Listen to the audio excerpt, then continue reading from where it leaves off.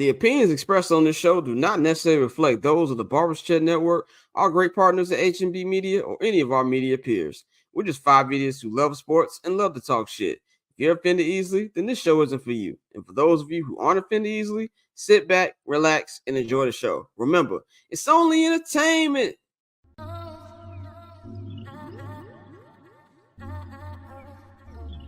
So cool. Triple double hat trick, I know the code too. Ice trade, go for trade, yeah we cold too. Getting paper on these player haters, old news. Money on the other line, so I'm not gonna hold you. Money on the other line, so I'm not gonna hold you. Money on the other line, so I'm not gonna hold you. Money on the other line, so I'm not gonna hold you. Money on the other line, so I'm not gonna hold. My agent just said we made 100 flat. Make it back and make it stack just like I'm Steven Jack. Put my rings up in the camera like I needed that. Up in the air and at the rim is where I meet them at.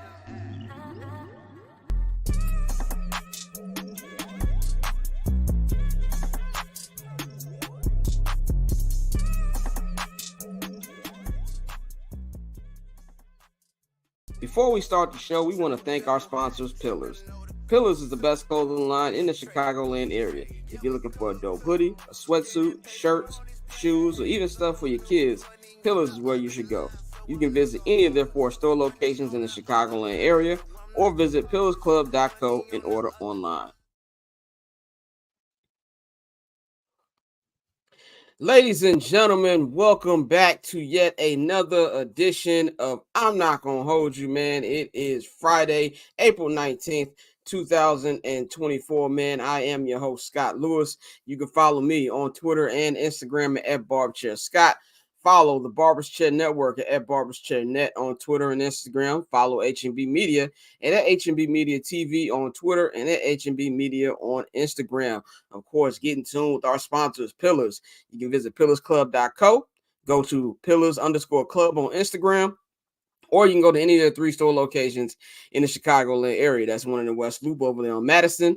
There's one over in the Chicago Ridge Mall and also in the Orland Park Mall. Get you a nice little hoodie, get you a hat, get you some, sweatsuit, get you stuff for the kids, get you some shoes. They got a new 40% promotion. You can go over there and get the code so you can get you some nice stuff from Pillars. Salute to the gang over there, man. We have got a very packed show for y'all today, man. Thank you for starting off your weekend with us. We are going on an hour early today, man. We're going to lead y'all into the Bulls Heat play-in game for the right to get thrashed by the Boston Celtics. We have no guests on today's episode because we got a lot to get into. So I'm going to bring in the crew. We're gonna have a group sound off today, a topic that I'm gonna need help with. But we're gonna bring in the homies JR Bang and Dante, man. You know where to follow Bang at JR Bang on all social media platforms. You can follow Dante at October Zonte on Twitter, man. It is a great Friday. I feel like Drake listened to the pod this past week. Summer Sessions push-ups is on DSPs. DSPs. Mr. Duckworth, you are on the clock, my friend. All right, we're waiting. And on top of that, no. This nigga put your shoe size on the artwork, like. And I'm not trying to, because we are both, me and Kendrick, both part of the untall community. But I do not wear a size 7 shoe. I do think it was wild if he did wear a size 7 shoe, but you definitely have to fight somebody for putting that on artwork that will be seen across the globe. But Bang, how are you feeling? I think I know the answer to that question. How are you feeling? Hey, very mature. Very mature, JR, man. Very mature. I feel very mature today. That's all I got. That's all you got. Dante, how you feeling, brother? I'm solid, bro. The Texas Rangers are in town, so okay. I might fight through traffic and go to this game. I might just chill and wait till tomorrow, but I'm decent, bro. Good, man. I am feeling good. I got me a cup full of Casamigos. I'm feeling good today. I'm feeling real good today. It's a Friday. We got it is Friday, G. Put your drink up real quick. Shout out to Friday, man. Shout out to the Friday, guys. Man. Shout out to all y'all. Shout out to the guys. Everybody about I'm out here lame as fuck. You can toast the strawberry vanilla. But shout out to everybody in the chat, everybody watching on Twitter, everybody watching on YouTube, everybody watching on Facebook. We appreciate y'all, man. So as I take my sip, what Dave Chappelle say on Chappelle, as I sip my juice, as I do that. Let's get into the first topic. Is we're going to talk about something that, man, this has been going on social media for the last couple of days, really the last couple of weeks, honestly, as we've seen since the March Madness for the women's tournament, for just in the WNBA draft this past week, which, by the way, I told Damian this on halftime, and I'm telling Dante this because y'all have been on the WNBA train before I got on there. I watched majority of that draft. Hey, man, I'm proud of you. I'm proud of you, bro. 10 picks of that draft, I actually sat down and watched.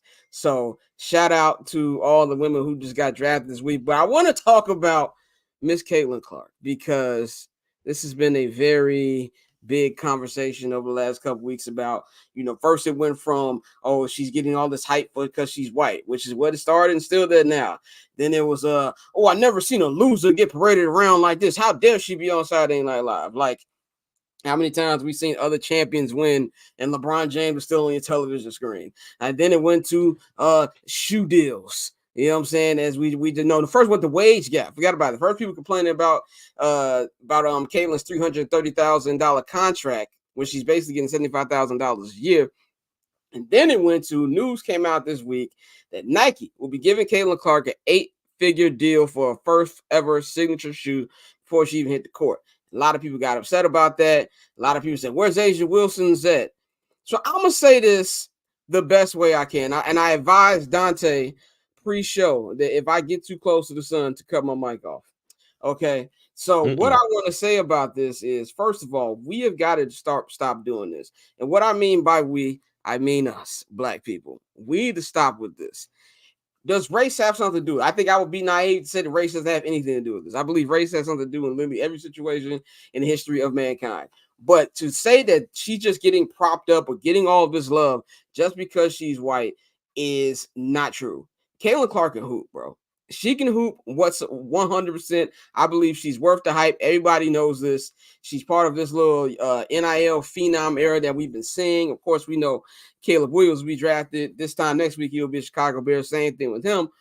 But when it comes to the shoes debate, you have to look at sales when it comes to stuff like this. Like, should Asia Wilson have a sneaker? Yes, we should 100% do this. Is she the best player in the WNBA? 100%. Is she as hot right now as a Caitlin Clark is? No. Nike's going to go where the money is at. And on top of that, I don't look at the situation where they're ignoring her. We don't know what kind of talk she had, what her people have had with other different shoe companies. We don't know what deals were proposed that she didn't like or she liked maybe something like that. But it also comes to the forward and big man position, big women, big man position don't sell shoes like that. Do you own a pair of Jokic? Does Jokic have a shoe? I don't think he does. How many niggas have you seen walk the street wearing Giannis? I forgot he had a shoe. And my point exactly. We used to get clown back in the day for wearing Shaqs. Bobos. Do you know any niggas who wore Ewings? You know what I'm saying? Them Ewings was fire though. Did you know any niggas who wore Ewings? That one. They came back for 2 weeks, like a couple years ago. Niggas had them on, but we heated Marks because Ewings was his own brand. So if you wasn't with Nike or whatever, anything outside of Nike, Reebok, and Adidas was Payless. Yeah, but and like to your point, Scott. But I think what the issue is, and I've had this conversation with a bunch of people, like you said, it's funny like that now that the WNBA conversation has really hit the mainstream, you get a lot of the same dumbass takes we get with NBA Twitter. So like it's been interesting to see it evolve like that. And as far as the Caitlin Clark thing, it's getting to a point where we're letting the people who are loud and wrong drive the conversation, and they shouldn't be. So it's not that she's white. That's not what this is. Because like I said, I've been talking to women who've been, obviously deeply invested in women's sports, and we talk about this show all the time. It's just the fact that the same way you have people who will sit here and say there's an agenda when Luka or Jokic are being pushed by the NBA when the NBA is 90 whatever percent black or 80 something percent black. It's the exact same thing with the WNBA. So when you sit here and act as if you don't see it, you don't see the issue with these black women who have held this league up and pushed it and been the best players, and yet you see now they've already started it live the last few seasons with Sabrina Ionescu when she first got into the league. People were like, yo, she's a rookie and y'all are just giving her everything. And so it's the same conversation, but somehow people seem to miss the mark and not understand where it's coming from. So it's not the fact that just because she's white, because obviously that's outrageous. Anybody that watches basketball, period, you understand that one of the reasons she's a gold mine is because they can compare her to Steph Curry, who has dominated the NBA for the last 10 years. You feel me? Mm-hmm. The fact that she has a similar game and she's coming across half court pulling like that and just bringing excitement. And you have WNBA teams switching their home games to NBA arenas, because of ticket demands. This is something that's great for the league. So nobody is, just trying to blame Caitlyn again. This is back to what we went over a couple weeks ago. It's the coverage. Is when people who are just being blatantly obtuse, like that's not what it is, but you're going to sit here and just keep playing in people's faces. That's the part that I feel like a lot of women and a lot of people who are invested in women's basketball are frustrated with. So that's why I think it's important. Like every time we have these conversations, that we let it be known. It's not has nothing to do with her being white at all. Because she can hoop her ass off. I get the frustration, but it's also like, number one, Caitlyn. Like one thing I'll say about Caitlyn herself is she's not doing anything that has anything to do with that. But and that comes to me like this, bro. With any situation, we could talk about if somebody who was at a job for a long time, I'd help build this place. You know what I'm saying? And then maybe somebody comes in, they the hot thing. You gonna roll with the hot thing. That's just really what it comes down to. And I think when you look at how the WNBA is right now, I believe this is a good thing for the league. And I say this because when you got dumb conversations come in, that means that people are looking, and this might sound a little rough, but people are looking at you like they look at the major sports now. Because how many dumb conversations do we have in NBA Twitter? How many dumb conversations we have in NFL Twitter? The fact that people are having that now in the WNBA, I believe that's good because more eyes are on it. Well, I disagree with the race thing. It has everything to do with her being white. But what you expect? Like the demographic of America is what? When you look at sports, what do you see? You see the majority of African Americans playing sports and dominating in those sports. Go back and look at the NBA back in the early 80s back in the 70s going into the early 80s, and you had white people bold enough to go on TV and say that the NBA was a hard product to watch because we don't see us on the court. Excuse me. So yes, this has everything to do with Caitlin Clark being white, because there have been black people that's played in the WNBA that have been just as good in different areas, and they ain't get what she's getting. But I'm not going to blame anybody for that, because if that was the case, then everything that happened to Tiger Woods would have been wrong. Mm-hmm. There was an increase in viewership in golf when Tiger Woods came onto the scene. It was more black people watching the PGA Tour than ever before. Why? Because black people saw somebody like them playing golf in a majority white sport and winning. The only thing that changed is Tiger Woods went on Oprah and said that he was cobbling Asian. And Caitlin Clark is not going to go on Oprah or Gail or whoever and say that she's mixed race or something like that. That's how come she gets to play good. No, it's not going to happen. So for us to act like race does not play a big part in it, yes, it does. But what do you expect white people to do when they see somebody that's good as hell in the sport that they love? White people love basketball. So when you see a white person as good as Caitlin Clark, not a European person, like she's not from Uzbekistan or Skachistan or Russia or anything. She's not from Croatia. She's from Des Moines, Iowa, I think. She's from Iowa, fam.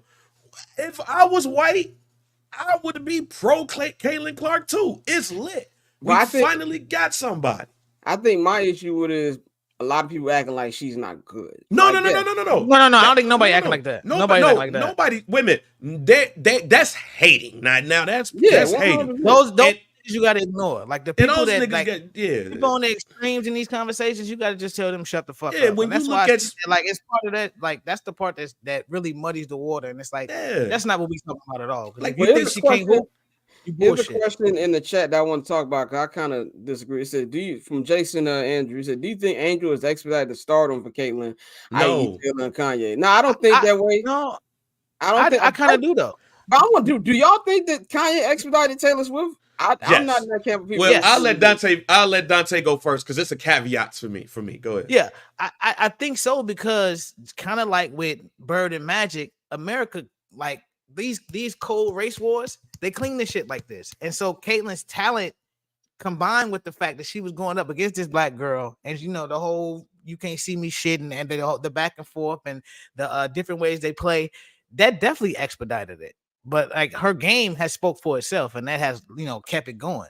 But no, I think that definitely sparked a lot of this, and it's continued to this day because you saw when they came up for the rematch, motherfuckers, they did the whole culture thing where LSU was our team, and everybody else was Iowa. Every black white thing, every coach, but them especially. So I think it definitely aided her, her rise to start. Yes, expedited. I don't know about that. I was gonna say I don't want to say expedited because she was already a star. Remember, she was a star going into the tournament. The catalyst of this was them playing in the final and her winning.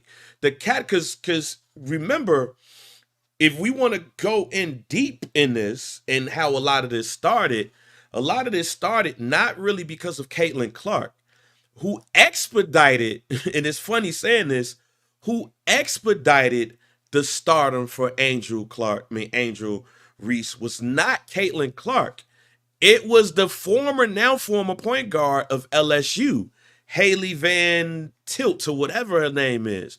Because what happened was people were already mad at Angel Reese for her, I guess you want to call them outbursts, but they're not outbursts. There's excitement, love for the game, trash talk, and all of that. Caitlin Clark doesn't do that as much. Not saying she don't, she just doesn't do it as much.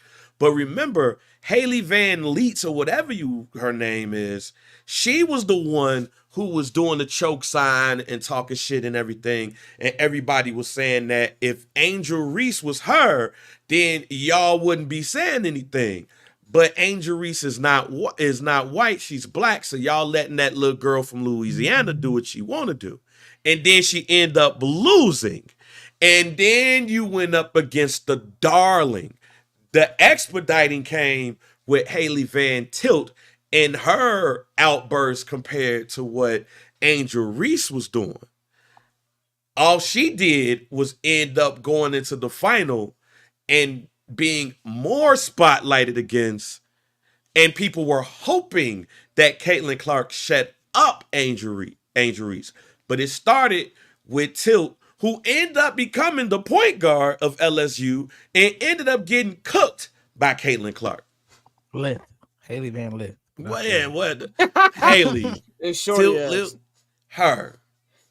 We gonna talk about Angel Reese in a minute too, and her affiliation with decided she want to be one of the Lords. We'll get into that into a minute, man. But let's go into our next topic on this because we got a lot to get into today. But actually, before we start that, I want to actually have an announcement. So next week is the NFL draft, so we will be having a special kind of a watch along thing going on for the NFL draft, man. We will be logging on at 6:30 Central Time, 7:30 Eastern. It will be hosted by J.R. Bain. I'm showing the logo right here. It has me on here for contractual reasons. My face had to be on here, but J.R. Bain will be hosting. He will be joined by Dante, Mikey, and Courtney. Was just added today.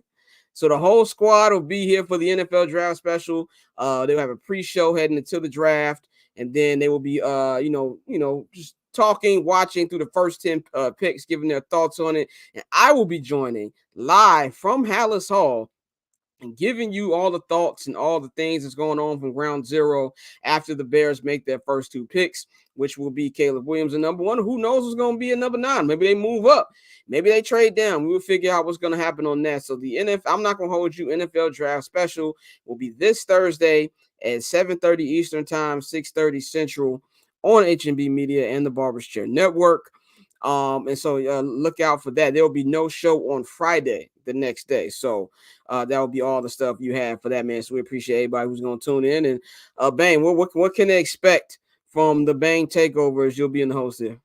Hey man, shit. If you heard me on some dude, if you heard me on First Black Champ, you gonna hear that times two. Because for the first time in our lifetime, and hopefully the last time in our lifetime, Chicago Bears had the number one pick and we got the number 9th pick. So we gonna give all of the details, the information on the presumptive number one pick in the NFL draft, Caleb Williams, and whoever else we pick, along with all of the picks in the first couple of picks of the NFL draft. So, hey man, we gonna get ready to kick it. So yeah, y'all make sure y'all tune in, and we gonna have a ball. Definitely. When they have Adam Schefter checking in, that's what I'll be doing. I'll be live from Hallis Hall holding that down, man. So yeah, man, let's get into our next topic with the NFL, man. The NFL draft is 6 days away. Bill Belichick, former coach of the New England Patriots, he is out of his shell now, as he will be a draft correspondent on the Pat McAfee show for the NFL draft next weekend. Before, if I didn't see how well he did during the top 100 special where they broke down like all the different players who made the list, he was very, very good in that.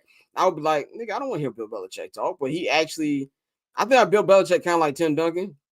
Well, that nigga probably got a crazy personality, he just don't show it. So, but news came out this week that the reason he didn't get the job in Atlanta that eventually went to Raheem Morris, shout out to Raheem, much deserved, was because Patriots owner Robert Kraft was dirty macking.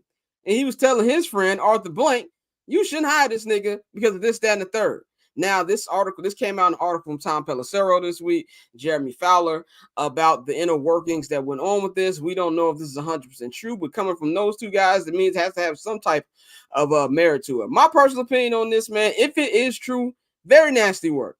Very nasty work on behalf of Robert Kraft. No matter how you may feel about Bill Belichick and how that dynasty ended, and maybe it was a little premature letting Tom Brady out the door, and maybe he should have picked Tom Brady over Bill Belichick. That doesn't mean you crap on him in public. This is a guy who completely changed your franchise. This is a guy who, after the whole little not sabbatical, but situation with Pete Carroll and the beef they had with Bill Parcells, he came in and changed the entire fortune, man. He's the reason you have 6 Lombardi trophies over there at Hinesfield. I keep calling these different names. From Gillette Stadium. Like, he's the reason you have all that. And I feel like just off the respect of him there being there 20 plus years, that you should have been doing way more than instead of trying to block his jobs, man. That's nasty work if true. Now, Dante, you're in Atlanta, man. You're closer to this situation. What do you think about these allegations? Do you think they're true? Do you think they have any merit, or what you just think about this entire situation? They're very true, and I don't have a problem with it. I mean, Arthur Blank and Robert Kraft are close. I think they're two of the probably top 4 most powerful owners in the NFL, like without question. And I mean, they have similar circles. There are people in the Falcons front office who are from New England. There are some people who are very close to Mr. Blanco in his ear, and I wouldn't have a problem with Robert Kraft calling him, because Robert Kraft has worked with Belichick for the past how many years? Damn near 20? About 25 years. 25 years. So yeah, if anybody knows him, it's Robert Kraft. So if he has his hesitations at Bill Belichick at this stage in his career, I don't have a problem with him telling his homie that. Like, so I don't think it's blocking his jobs. I think if anything, he's like, hey, bro, just so you know, if you hire him, this what he owned, and you might not like that because I know you. So that's like if you about to hire somebody and I'd be like, hey, Scott, G, you can hire him, but that nigga shady, G, just so you know. Okay, now that you put it that way, big problem where you put it that way. But I mean that's a good point. That's a good point. Bane, what you think about this, man? Do you think it's dirty macking? No, Dante just said it. Dante, I thought this was the dumbest shit that I've seen all week and heard all week. They was arguing on ESPN, talking about that shit on ESPN all week, and I was like, wait a minute. If he would have said that to any other team with owners that he's not friends with, then that would be hating. That would be dirty macking. He talking to the homie. He's talking to the homie. Scott, you call me and you say, yo, hey man, I know you did this pod with old boy, but he trying to do a pod solo with us. What you think? And I know that this dude ain't shit. I'm not gonna be like, well, you need to find that out for yourself. No, I'm obligated as you being my friend to tell my friend that the dude you want to hire ain't shit. And all the unintended circumstances with other teams has nothing to do with me. I am talking, and what you do with that information has nothing to do with me, even though I would think you wouldn't pass on that information if you say, hey man, friend to friend, what you think this is. If I were to lie to my friend or hold something back to my friend, then that means my friend should look at me crazy.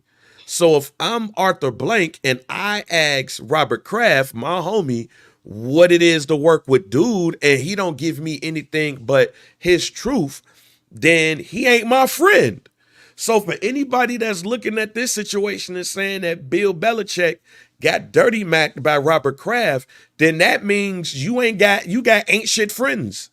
You got huff ass friends who's not willing to tell you the truth or be real with you from their experience. So for anybody if you can advocate for the Atlanta Falcons to have a head coach like Bill Belichick, but if the homie comes and say, yo, I know this dude got all these Super Bowl titles, but he ain't what fit for you, as my friend, I expect you to keep it real, and you know me. He's not the best fit for you and what you do, so you should move on. And if anybody got a problem with that, then your friend circle is huff. Y'all don't tell each other the truth. Very, very rarely on this show does my opinion change. But it has. See, I think also what I didn't know the extent of his friendship with Robert Kraft. I didn't know if I'm just cool, buddy, or that. Oh, no, that's his boy. Friend. Okay, well that changes things. I didn't know that was like his man's. Okay, I get it. I changed my opinion on that. Well, it's no longer nasty to me. I thought it was just somebody who he just knew. They'd be cool. They might get dinner at the owners' meetings or something like that. I didn't know that was his nigga. So I changed my opinion on that. But let's go on. Let's move on to our next topic, man. We're going to talk about, kind of recap the last couple of days of the NBA. The Chicago Sky. Wow, yeah, I want to forget about the ladies. Chicago Sky, new era, man. This past Monday, the WNBA draft happened. The Chicago Sky had two top 10 picks with the number 2 pick. They took center Camila Cardozo from South Carolina. And with the 7th pick, they took forward Angel Reese from LSU, man, giving them kind of like a Twin Towers, anchor in that paint for Chicago as they're, still rebuilding this team, coming off that championship team they had with Candace Parker, Vandersloot, Clea Copper, and all of them who are no longer with the team, and kind of just starting this new era of Sky basketball. As somebody who is really just now just fully kind of getting into the league, into everything they've got over there, I think this is a good start for them. This is 2 good building blocks for what they're doing. My only hope is that I hope that the Chicago Sky actually put the right marketing in place to let people know that this is going to be the new thing. Now, granted, a lot of these tickets are starting to sell out. We've heard about a lot of demand so far for this. But the main question here, before we talk about the actual basketball, as shout out, man, go crazy 30 in the chat. The Lord's won here. Now we have a West Side representative on this show. Now, Angel Reese doesn't know about the politics of Chicago. She tweeted 5-star Barbie, which she didn't know what that actually meant. We know she was talking about her jersey number being changed, but to all of us Southside people, we were like, "Oh, what's going on here, man?" And we got to talk about her allegiance here. I know, Bang, no problem when she's resigning. It has now been deleted, by the way. Which has now been deleted. It's now caving under pressure. And then Alex says his PTSD flared up. Yeah, caving under pressure. All right, it's vice lords everywhere, ladies and gentlemen. So I don't even want y'all to say just Southside. It's vice lords everywhere. Common proudly reps the 5. Okay, all right. So let's stop that. You said where's allegiance lie? on Combat Jack, and they ride under the 5. So if she wants to wear number 5 and be Almighty Barbie, that's okay with me. All right, but see, I'm a neutron, so don't do me like that. I want a moto, so that's why. Yeah, but see, at the end of the day, it's all under the 5. at the end of the day, it's all in the 5. Also, I'm a neutron, so don't do me like that. I'm tired of everybody thinking because I grew up on the West Side that you automatically a Lord. That I'm automatically a Lord. All my friends are that, but I decided to go another route where my therapist last night told me that she's proud of me because I could very well be a ain't shit nigga with how we talk. So my therapist knows me better, and she's shocked that I'm not a nigga in jail. With that being said, right, another gangland episode. With that being said, let's go back to how this show started. Ladies and gentlemen, you proved our point. Ticket sales went up as soon as they drafted not one, but 2 women.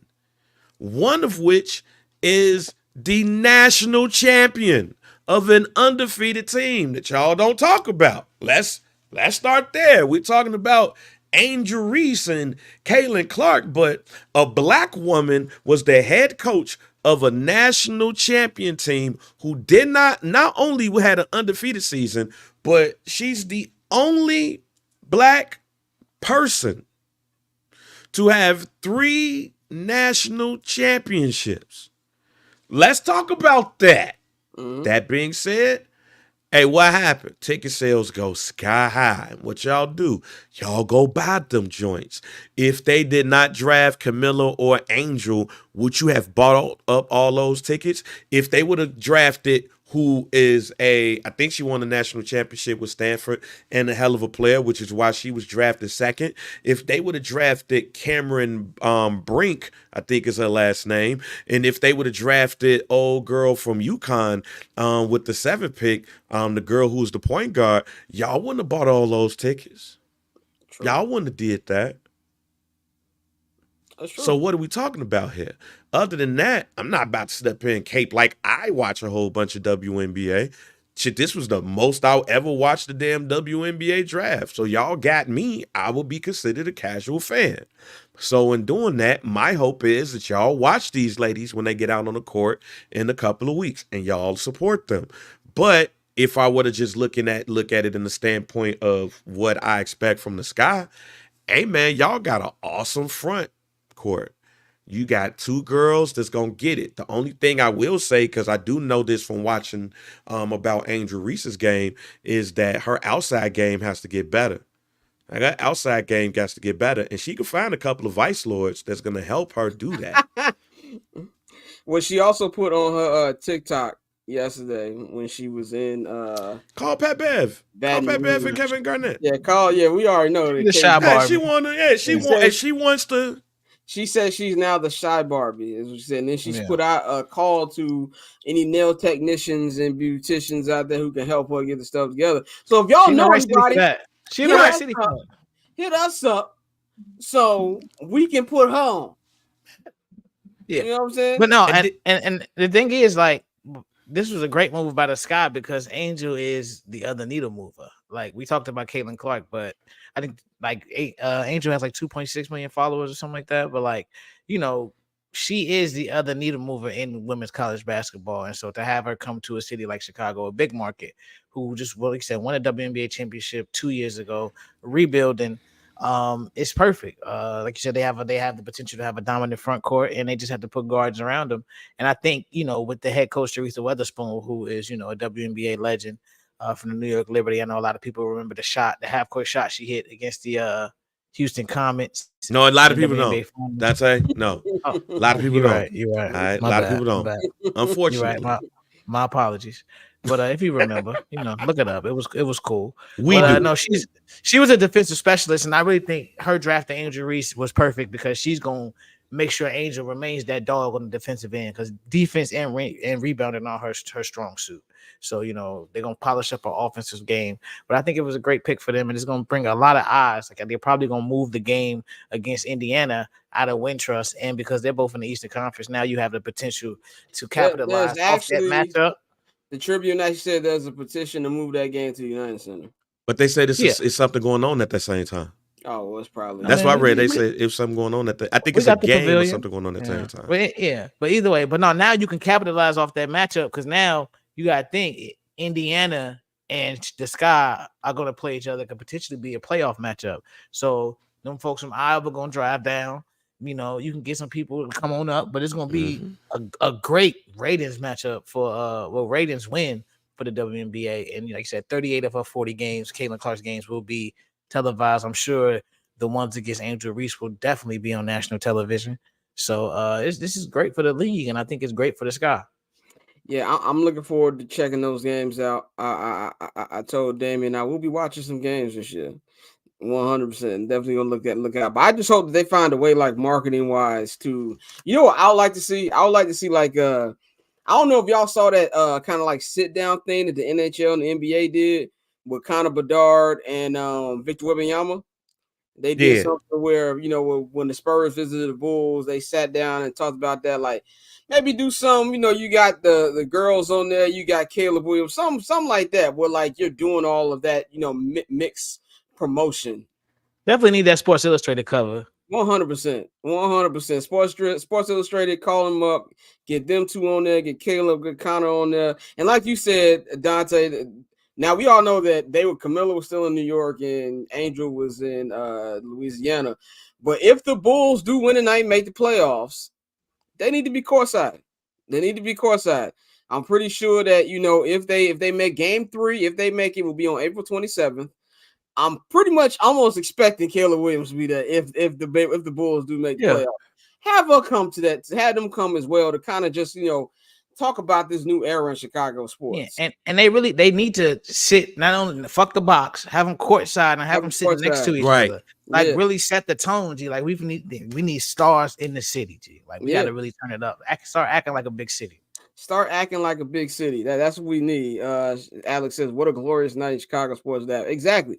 That'd be fun. You know what I'm saying? That'd be great to see, man. But let's go on to our next topic, man. We're going to preview and recap the NBA play-in tournament from the last 2 nights. Let me stop doing Dante's job. That's my fault, G. That's my fault. But let's recap this past game. So tonight we got 2 play-in games. The Chicago Bulls will be in 305 taking on the Miami Heat, which they will be without Jimmy Butler and Terry Rozier, both out tonight. Alex Caruso will be playing. And then in the nightcap game, you got the New Orleans Pelicans hosting the Sacramento Kings. Zion Williamson will be missing this game because of a hamstring injury that he injured in the last couple minutes of the Tuesday playing game against the Los Angeles Lakers. We'll get into that in a minute, but let's talk about Kobe White, man. Kobe White saved the day. Well, I don't know if he saved the day, but he went crazy on Wednesday night at the United Center. By the way, very great atmosphere at the United Center that we as fans, we wish that the ownership cared about, because you want to see playoff games in that great arena. I'm not even gonna call it the United Center great arena because them niggas don't have cup holders, but it's a nostalgic arena and it gets very loud because it's one of the older stadiums in the league.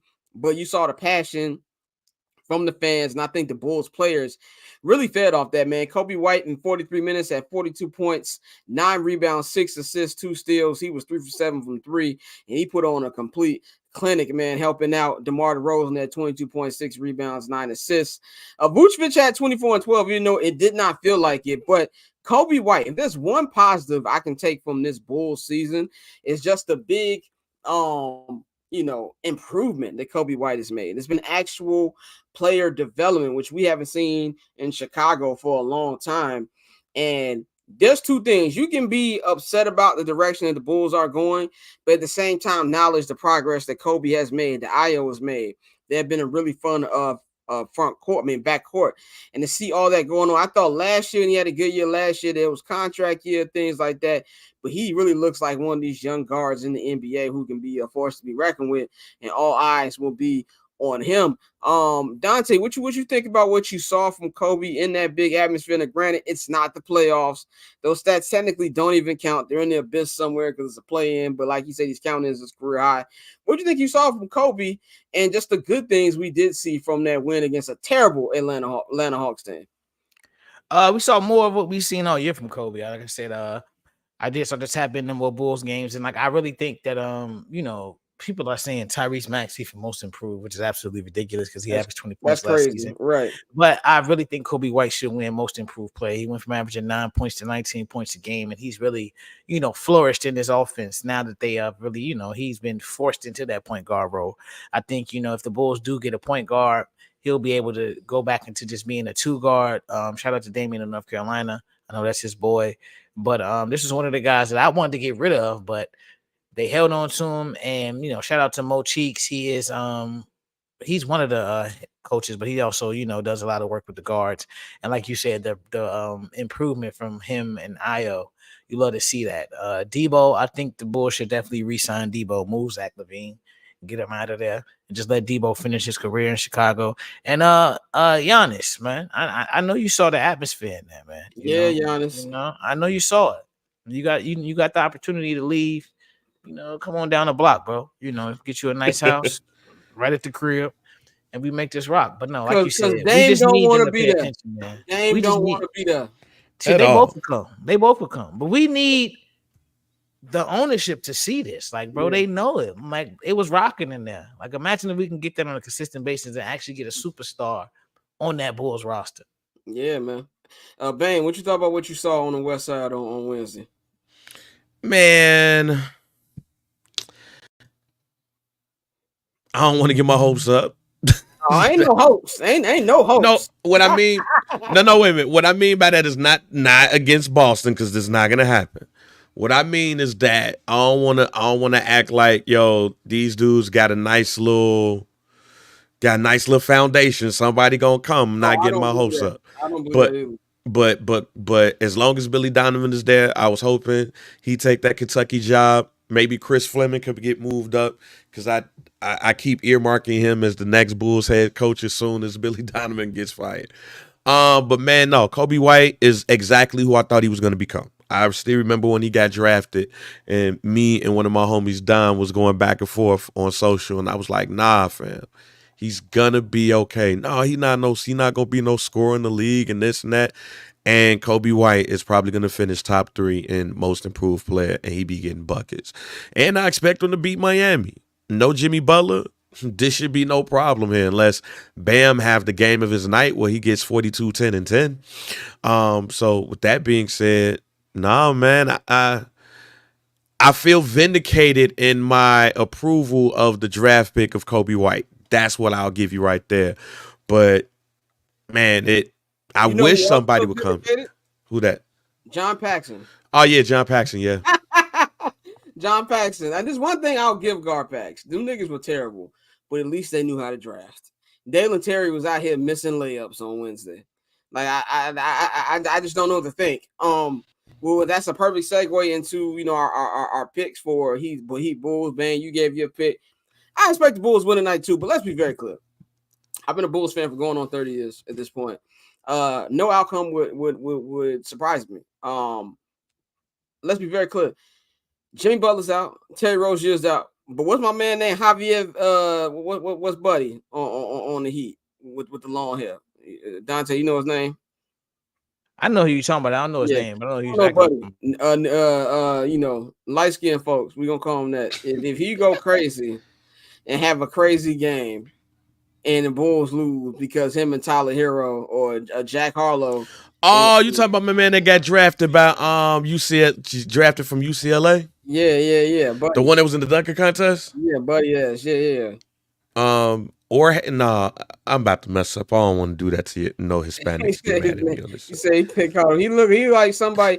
He looked like Oh, that nigga Hispanic. That's funny. he looked like Johnny Tapia from Bad Boys. See, Jamie Jaquez, Jaquez. Yeah. He looked like Johnny Tapia from Bad Boys. Jaime. See, I was about to say Jaime, Yeah. and then I didn't know if I was about to get joked by like Alex or Orlando. No This nigga offense to Jaime. anybody out there. But that nigga, if he had a career game and Scam Adebayo goes crazy, Jack Harlow hits a couple threes and the Bulls lose, I can see that. Nothing would shock me in this situation. But I fully am expecting the Bulls to win by at least 10 points tonight. I think Kobe's going to have another good game. I think Ayo is going to be bringing it to the table. By the way, nobody's got to be more pissed than Ayo's agent.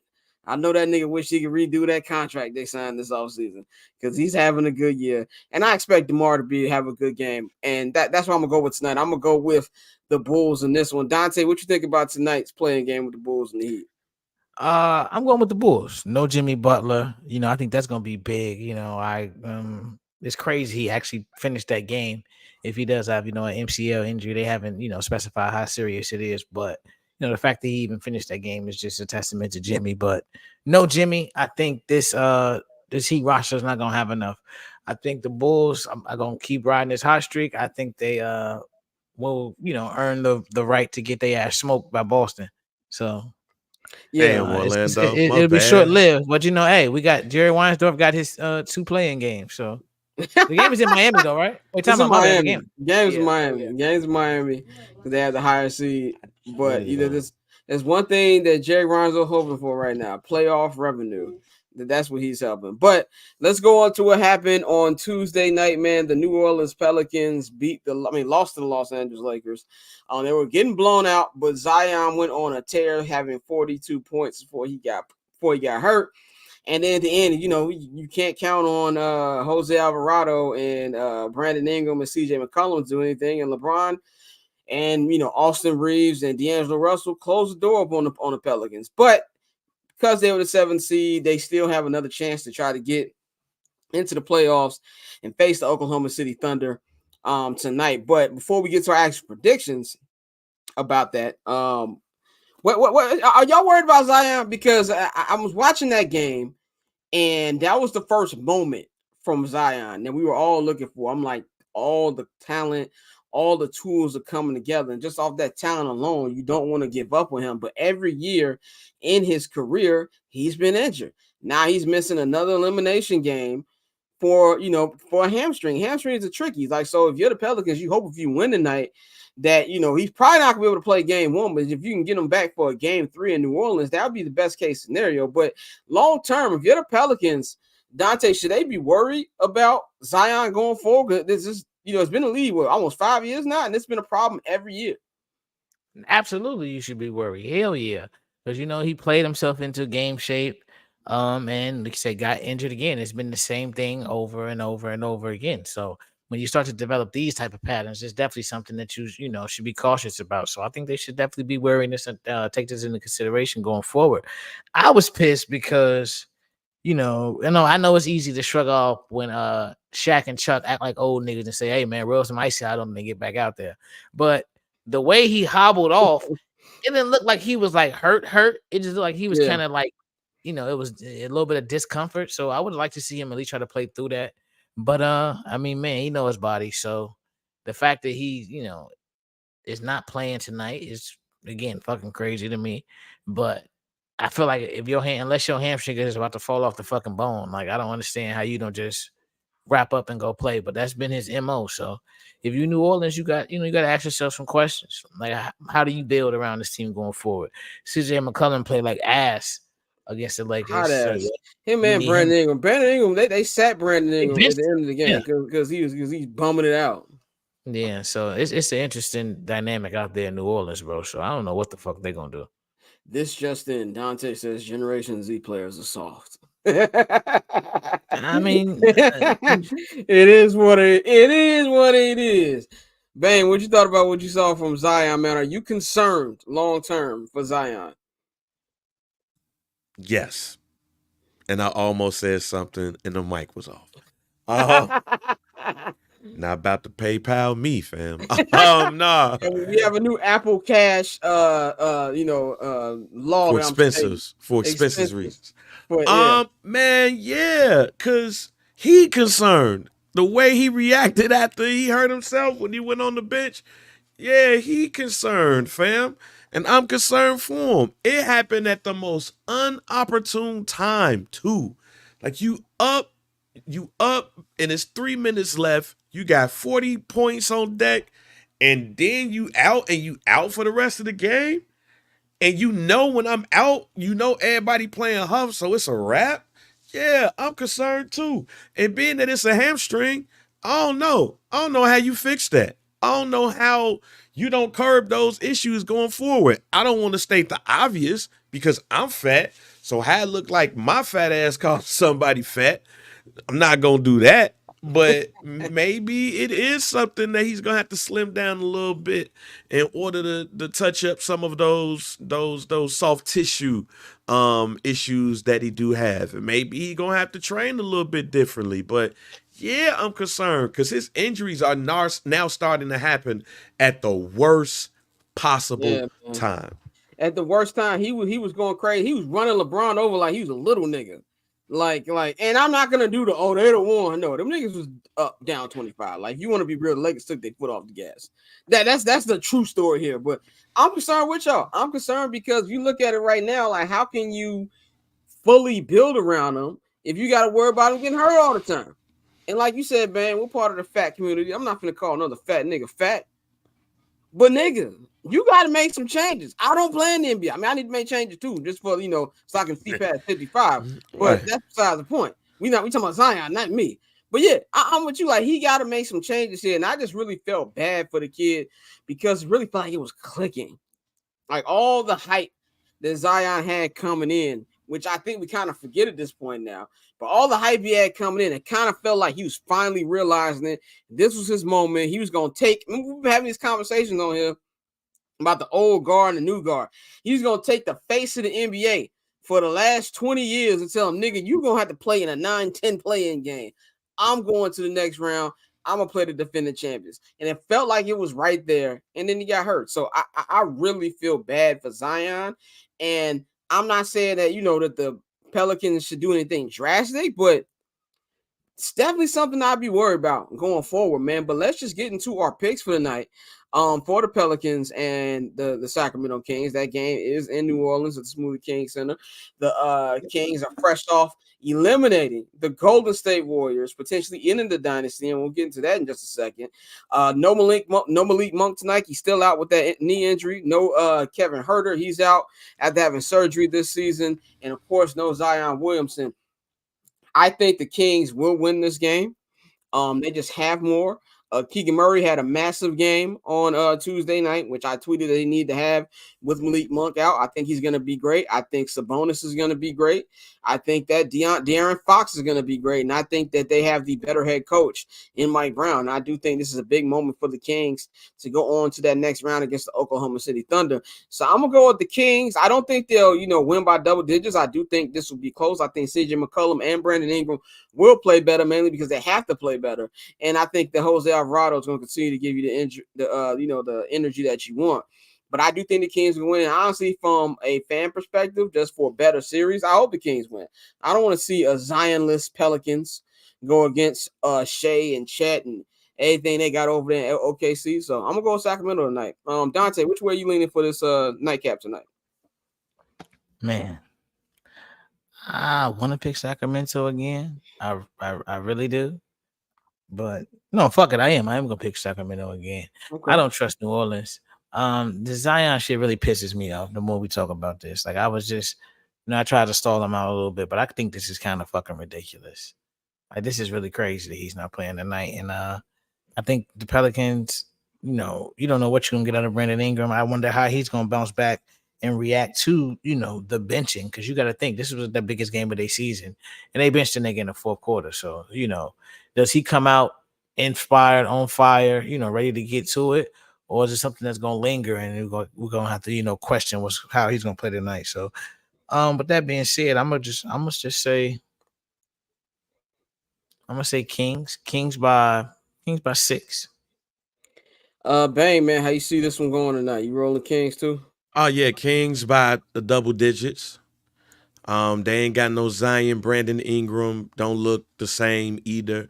CJ McCollum has been looking huff. So when it comes to a game like this, I gotta go with the battle tested team to the point where I think this is gonna be an easy game, and the starters might not even have to play the whole game. They gonna get some rest tonight. Okay. We'll see about that. Y'all right about the Warriors and Kings game. I was wrong. The Warriors ended up losing Tuesday night, 118-94 in blowout fashion. It was their the largest win for Sacramento over the Warriors since 2006. This thing, when we gonna talk about the Golden State Warriors, I touched a little bit about this on halftime where I said I do feel this is the end of the dynasty, and that Steph needs to step up and stop being so nice and send niggas to the nice watch. I don't think Draymond's going anywhere. Draymond's got 3-4 years left on that contract, and I don't think you get rid of both him and Clay. Clay got to go. I don't want to hear about loyalty. I don't want to hear about everything he did like that. Don't make the mistake. I know. It kind of reminds me a little bit when Kobe was falling off a little bit, and the Lakers was like, "We're gonna give you a lifetime achievement contract that we're gonna give you here." They cannot do the same thing with Klay Thompson. If you want to keep Steph Curry, we don't know what Steph Curry's mind is. I said on Wednesday, I think he'll be a lifer like Dirk Nowitzki, like Tim Duncan, like Kobe Bryant. But you need to make this team at least more competitive. You don't have the draft capital to burn it all down. You won like 46, 47 games this year. So I think they just need to find a way to get younger, let Clay walk, and just trying to, make this roster as competitive as possible and hope that Steph has a little more juice in him towards the end of the season, because since really like February, post All-Star break, he has not been the same player. So that's what I think about this. I think the dynasty is over, like I said on Wednesday. I'm going to go to Bang because Dante, you were preoccupied. I'm going to go to Bang. What do you think about, is this the end of the Warriors dynasty? I said it last week. I started repeating the lyrics to the song. Is this the end? Yes, this is the end. It's the end if they stay together. It's the end if they apart. It's the end if one of them gets traded. It's the end if some of them gets traded. It is what it is, fam. It is a wrap. It is over. The changing of the guard has commenced. And there's not even, who you gonna trade? If you trade Klay Thompson somewhere, what you gonna get for him? Well, he's a free agent. I'm sure he's a free agent. Oh, let's say sign a trade. Well, he's gonna want to get as much as he can. Yeah. So you sign a trade, what you gonna get for him? Not a goddamn thing. And you gonna get some Disney World passes if you trade. I'm about to say, fuck what he want. Like, what can he get? He can't. He can't argue for shit. Right. Like, I don't give a fuck what the max slot, whatever mid-level nigga. He might be playing for the vet minimum next year. Man, this nigga's Dale Ellis at this point, fam. He is. Like, if you want to go throwback, fam. Like I had Mike pull out his old basketball cards at the end of some dude episode, just to end it with a random ass throwback NBA boot, like I don't want to say booty, but a random ass bench player. This motherfucker like Dale Ellis at this point. He's Dale Curry. He's the nigga that used to come up in the game just to sit at the corner. He's Trent Tucker, fam. He's Darryl Walker when he came to the Bulls. He's Rodney McCray. He's not even John Salvas. He's not even John Salvas. John Salvas hooping on the Bulls. He's the dude. I'm naming people. Michael Redd after 2 ACLs. Yeah, he's Michael Redd, fam. He's Sam Perkins without Big Smooth, without the big part. I'm just gonna sit up here at the corner and shoot a 3 and hit. And one night I might give you 25. One night I might give you 6. Yeah, because all I'm good for is 3-pointers. So as long as he got that shot, he gonna be straight. But it ain't enough, Jack, to warrant a big trade package. Hell no. Yeah. Future Chicago Bull Klay Thompson. Don't start it. Gentlemen. Don't start Yeah, they're gonna say we need shooting. We're gonna get it. Don't start but that. No, No, it's over, and I don't want to pile on Clay because he has been like the ultimate teammate.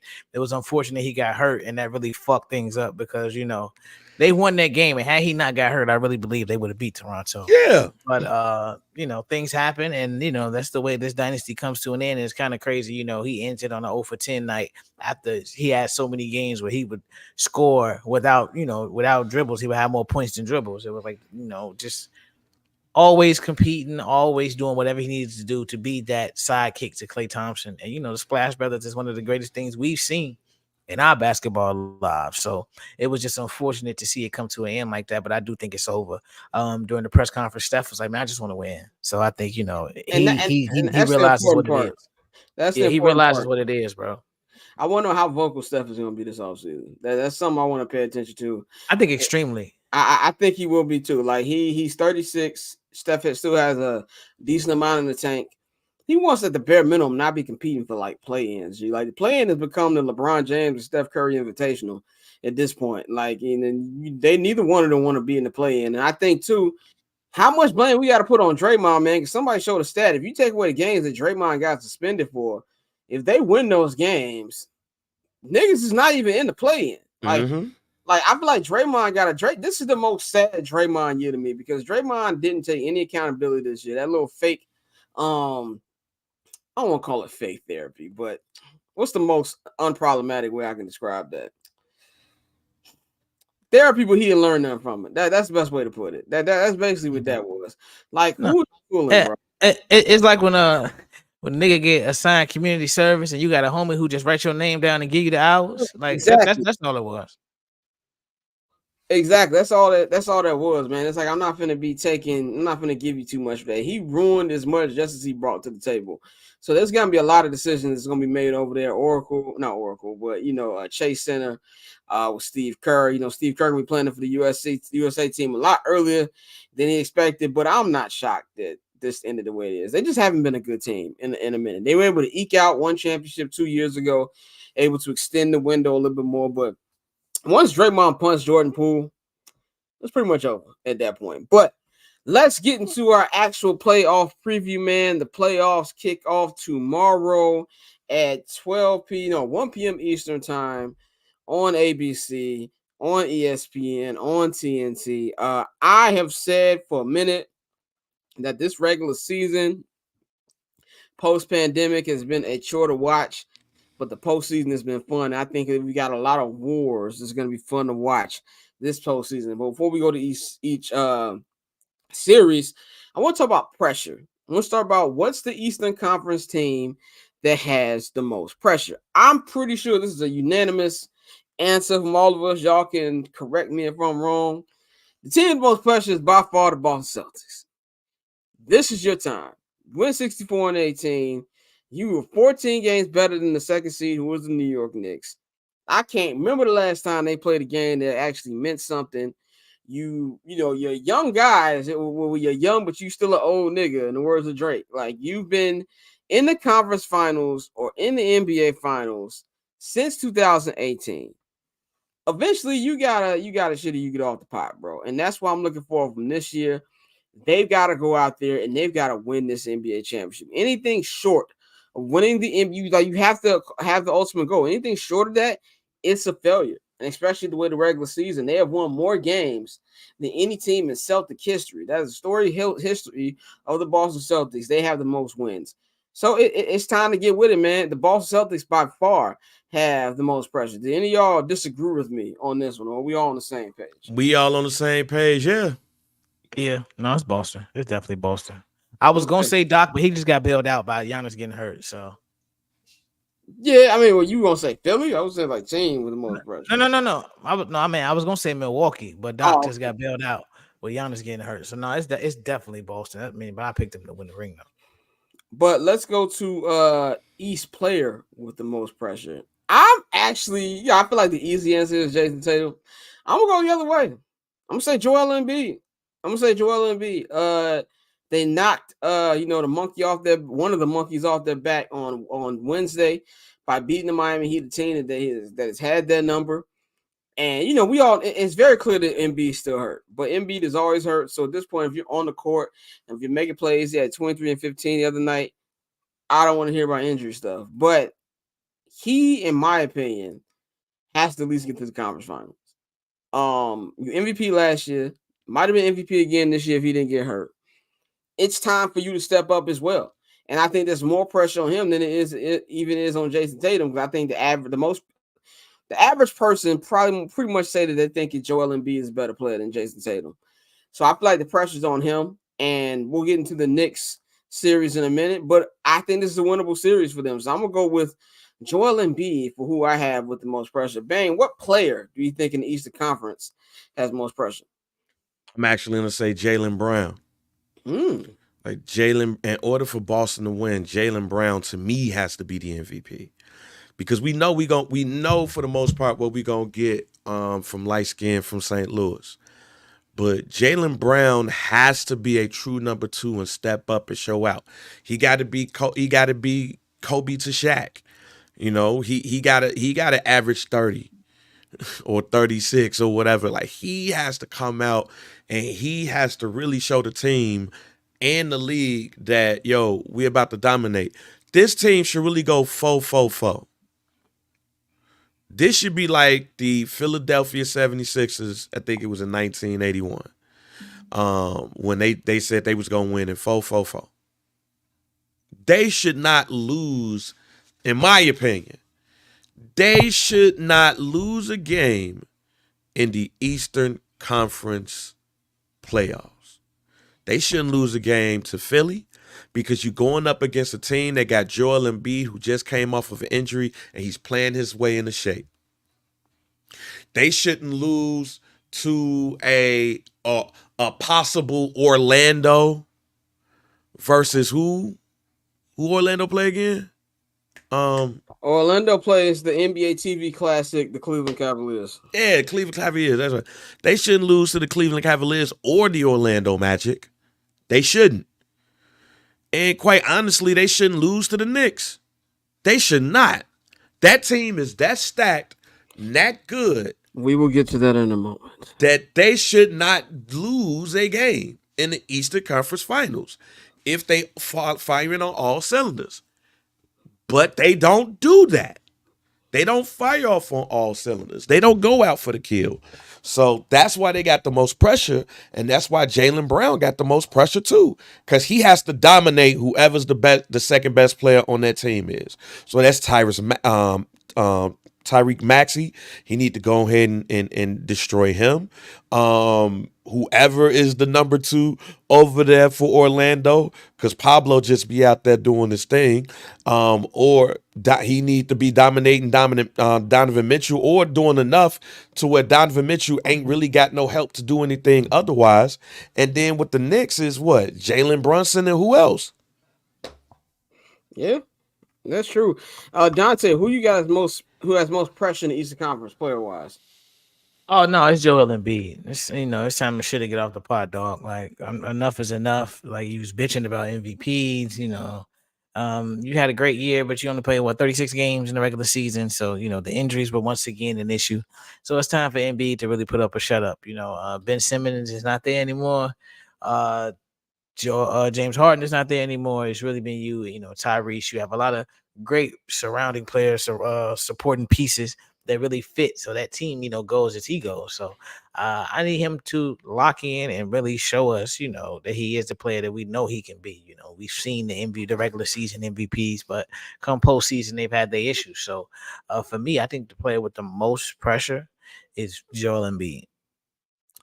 Definitely, man. Let's get into our series previews, picks and previews, man. Let's go with the series is going to kick off tomorrow's festivities, man. It is, as I like to call it, the NBA TV Classic. The 4th-seeded Cleveland Cavaliers, led by Donovan Mitchell and Darius Garland, be taking on the upstart Orlando Magic, who are the 5 seed, with Paolo Banchero and also Franz Wagner over there, who I can admit the Bulls got fleeced in that trade. I think I can finally admit that. I was on the fence about that a long time, but the Knicks got fleeced. Now, I call this the NBA TV Classic because this is hands down out of the series that are already set, the most boring of this series, and also 4 of the 7 games will be on NBA TV. This one, man, this is a series to me where Cleveland has to win this.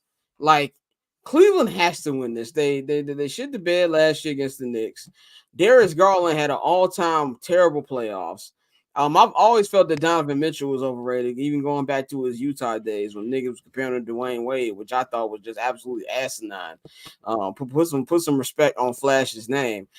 But this is a series where they have to win this. Orlando is just happy to be here. This is a successful season already for the Orlando Magic. Them niggas ain't got to win one game in this series. You look at this like it's a great thing compared to where they were a year or two ago. So I think they should win. I don't think this will be something that will be not easy. I think this is going to be a long series. I'm going to pick Cleveland. I think Donovan Mitchell is going to do what needs to be done. I think Darius Garland will play much better than he played last year, and I think Evan Mobley and those guys will step up. But I think the Magic coming to this series with absolutely no fear, and I think this is going to go 7 games. I think it's going to go to full 7. But I'm gonna take Cleveland. By the way, game 1 is tomorrow at 1 p.m. Eastern. But I'm gonna take Cleveland in 7 on this one. Dante, which way are you leaning for Cavs and Magic? For the sake of the league, man, I need Orlando to get this done. I really need Orlando to get this done. I need another young team. I don't like Cleveland. I just don't like Cleveland. Not to get on my Joakim Noah shit. I wasn't gonna do that. I tried to show some love to the Midwest, but like Donovan Mitchell, I think they're gonna lose this series and he's gonna actually be traded. That's another player for the Bulls to look out for. I know we have our superstar dreams in Chicago or star players, type of shit. That nigga's not a superstar. Star. He's a star. I got the Magic in 7. Magic in 7 is going to be one of those series that it's going to be a long 7 games. Probably won't be extremely entertaining, but at the same time, I think it's going to go 7. I got Orlando. Bang, which way you leaning in the NBA TV Classic? I got Orlando in 7 as well. Okay. I think this is a come out party for Pablo. I think he's probably one of the NBA players that we should be talking about a lot more. And even just that team with Orlando in general, that team is a team that nobody really was talking about.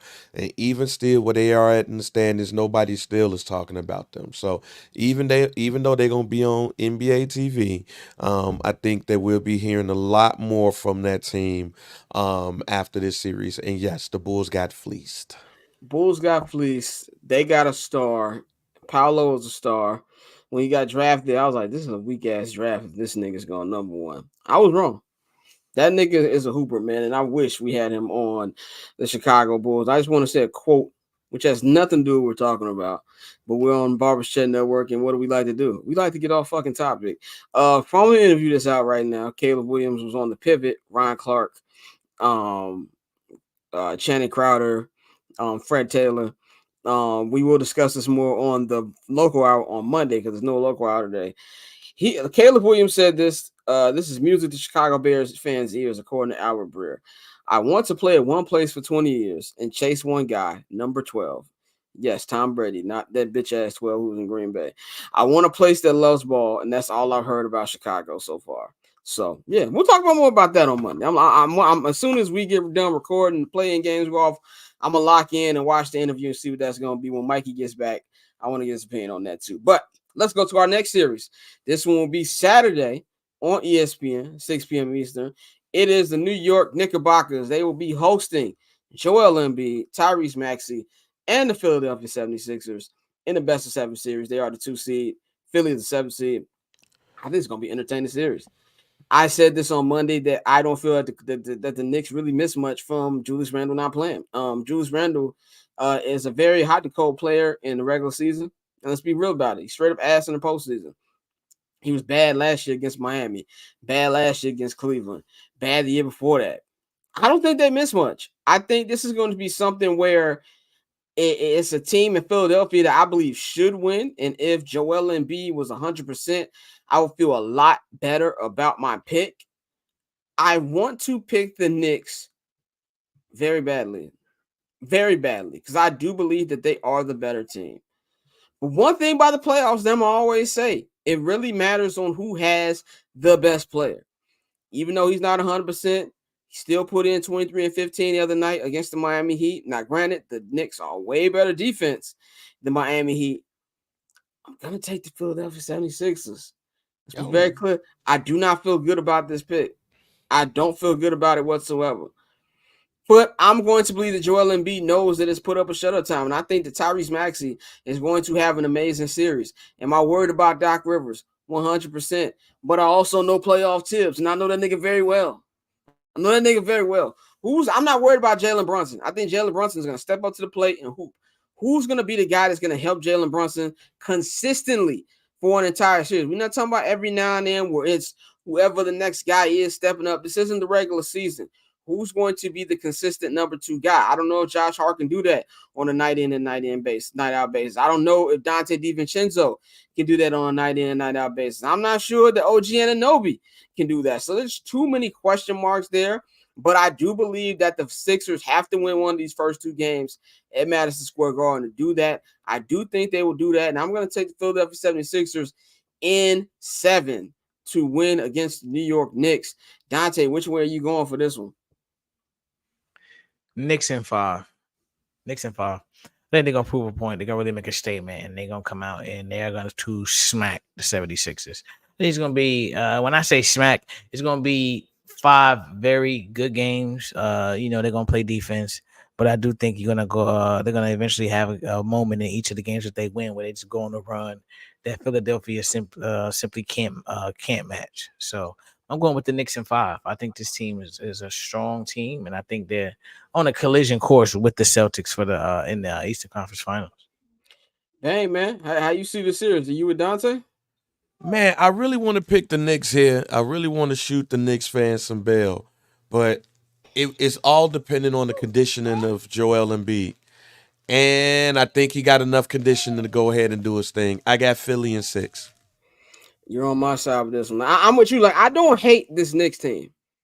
I don't hate them whatsoever. This is the first Knicks team I actually like.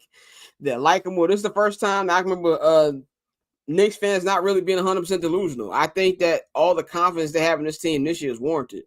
I agree with them. I think Madison Square Garden is a great playoff spot. I think it's going to be fun to watch those games on TV. It's loud from watching on your TV. So I can only imagine how loud it actually is in the Garden. And I hate to admit it, but the NBA is better when the Knicks are winning.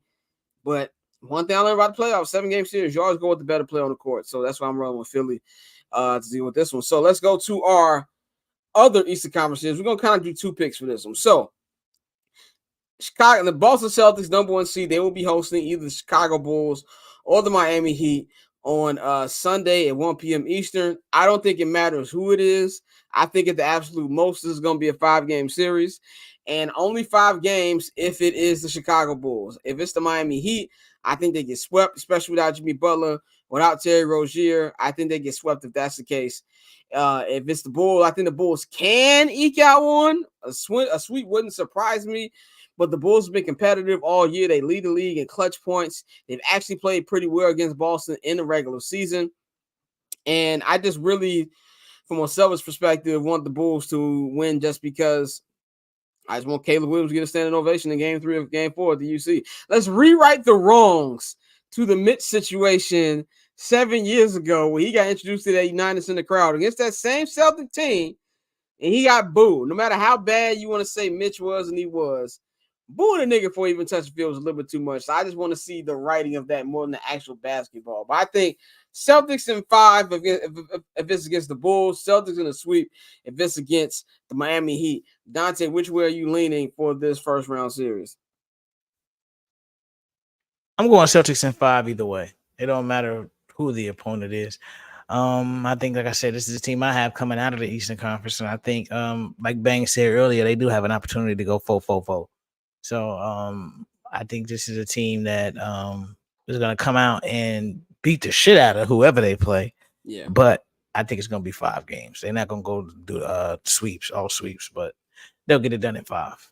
I will say, for morale purposes, the Celtics need to beat the shit out of whoever it is. Like, they got to make a statement. Like, if they come out of this and it's too close, and it's 5-game series, and any one of them 5-game series that probably could have been 6, I'm looking at them real funny. For this is our year purposes. They need to blow out whoever it is. They need to leave no doubt. Bang, which way you see it, no matter whether it's the Heat or the Bulls against the Celtics. Boston in 4. And since Jimmy Butler won't be playing for weeks, as they said, no game will be less than 10-point difference. Okay. I'm not mad at that. I believe that, by the way. And you know it's funny with injuries when like an insider reports it and then the management comes out, we haven't even spoken to the doctor yet. And they speak to the doctor and the report be accurate. Like, you think Shams and Woj just tweeting shit to be tweeting shit, bro? Like, you just mad that you weren't the nigga that broke it. But let's go to our final Eastern Conference series. 3 seed Milwaukee Bucks hosting the 6 seed Indiana Pacers. This series, man, I've been thinking about this for the last couple of days. Giannis Antetokounmpo will be missing the beginning of the series. Now, we don't know if that's the first game, the first 2 games, but he will be missing the series. This is a team, this is a rivalry I kind of feel like they kind of started this year. Real competitive 4 games in the regular season. There was a lot of chippiness in the play-in tournament. It was a matter of Bucks defense versus Pacers offense. I think Dame is going to go crazy. I think Dame is going to have a great series. I think Dame's going to go back to Portland Dame. He doesn't have to worry about sharing the rock with Giannis. And I think that, you know, you're going to need big series or big games, at least from Chris Middleton and Bobby Portis to make up for some of the production that Giannis was going to give you. But Indiana, even if Giannis was healthy, I would still feel very up in the air about which way this is going. But I'm going to give the edge to Milwaukee because I don't know if Giannis is coming back. So, in the fact that I don't know he's coming back, I'm going to say this is going to go 7 games. And I think Milwaukee barely ekes this one out. I think Dame is going to go crazy. And I think you're going to get just enough contributions from Bobby Portis, from Chris Middleton, from all the others to be able to actually win this series. And hopefully maybe they get Giannis back sometime in this playoff run. Dante, which way do you see this series between the Pacers and the Bucks? Pacers in 6. I think without Giannis, I think offensively the Pacers are going to be too much. I know they don't play defense at all, but I do think this is another team that I need them to win. Like I understand who Dame is, and if Giannis comes back, we've seen him heal like fucking Wolverine several times. But I need this young team to put themselves on the map, and this is an opportunity to do that. So this may be more of a heart over my head situation, but I'm gonna go with Indiana in 6. I think they're just gonna outscore them. Bang, what you think about this series? Pacers in 6. That team just has too much firepower. Now, the crazy thing is this is almost like fate because of the play-in situation. And Milwaukee don't like the Pacers. They don't like them at all. And what's crazy is they not gonna like them even more because the Pacers gonna be out here scoring 135 points in playoff games. So yeah, man, Pacers in 6. The Glenn Rivers factor just scared me. I just want to get that out there. It scares the shit out of me. I just don't trust the Pacers defense. And not that the Bucks defense is great, because it's not. But I just really don't trust the Pacers defense. But and it wouldn't shock me if they do win this in 6. Because I really want to pick the Pacers. But I'm going to go with the vets. And I'm going to go with Dame, man. Let's move on to the Western Conference postseason, man. The Western Conference. Let's start with the Western Conference team with the most pressure. I'm going to go with the team that I cover, the Los Angeles Clippers. Now, bad news coming out the Clippers front. We are about 48 hours around from tip-off at Staples Center. The final playoff might be the final playoff series for the Clippers before they move to the Intuit Dome this fall. Kawhi Leonard is yet to take contact. He is nursing an injury from the last couple of weeks. It's not good news. And it's looking like he might not play game 1 against This nigga's laughing at the injuries of this black man. Yo, man, just him and Zion. They get injured at specific times. At the worst times, bro. At the absolute worst times. When he got injured 3 weeks ago, I was like, here we go again. That was the first thing that came to my mind. I was like, but he going to Paris. Yeah, we'll get to that later. But yeah, Fuck out of here, man. he's going to Paris. But that's my team with the most pressure. There's a lot of pressure on James Harden. Is James Harden going to finally step up? Paul George, who I think gets the most unnecessary hate in the NBA, he's going to have a lot of pressure. And Ty Lue as well. You know, Steve Ballmer I think, is the best owner in basketball, but he's one of the best owners in sports. He's not trying to open this new stadium with you niggas losing in the first round again. So, a lot of pressure for the Clippers. They have the most pressure for me in the West Conference. Dante, what team has most pressure in the West to you? I know it's easily the Clippers. With, like you said, I think the culmination of them moving into the Intuit Dome and everything you've talked about with Paul George and Kawhi, and it looking like bro is about to come in injured again. And like you said, you brought in James Harden for this very reason, to have that extra firepower just in case. So I mean, you still have two superstars on the court. So if they're both there and they're both healthy, they need to get it done. So I think it goes without saying that the pressure is on the Clippers. As far as players, it's Kawhi. Like, I know he gets away with a lot of shit because he don't talk, but no, at some point it's like, dog, what the fuck is going on? Like what's going on? I'm not. We know he don't get hurt on purpose. However, the timing of all of this is crazy. Judging from your laugh, Bang, I'm gonna assume you own the Clippers as well. Man, I'm going with the Mavs, fam. Going with the Mavs. See, Luka and Kyrie.